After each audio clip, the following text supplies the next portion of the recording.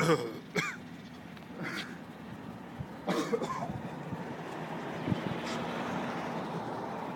you alright? What? Oh. Are you alright? Oh my God. What's the matter with you? I'm all choked up. Why are you all choked up?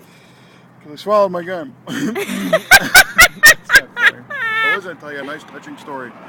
Now my eyes are all shut. Are you okay? What's the matter? Alright, tell it anyway. This will just add effect. This is Baker, California, which is about 120 miles due south of Death Valley, which is that way. It gets very hot here. And behind me is the world's largest thermometer. And at the base of the world's largest thermometer is a restaurant, a Bob's Big Boy, but that used to be called Bun Boy. And back in the mid-90s, in '96, my buddy Paul and I were doing the Hot Rod Power Tour before I worked for any of the magazines.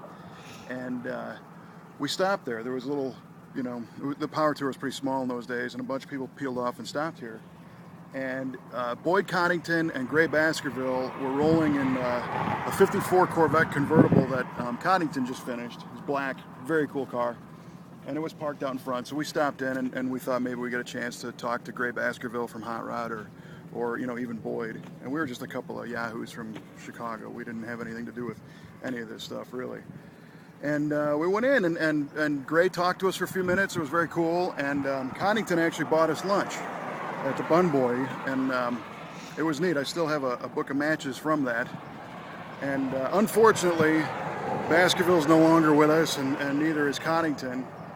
But out of that trip, I ended up meeting those guys and some other people, and eventually ended up working for Hot Rod Magazine and producing their TV show.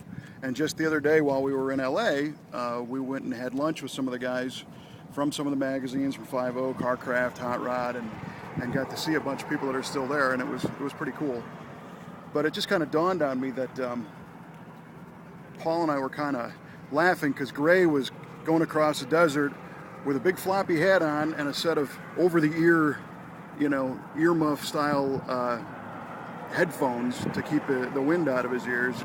And here we are today, going across the desert with big floppy hats on and earplugs stuck in our ears.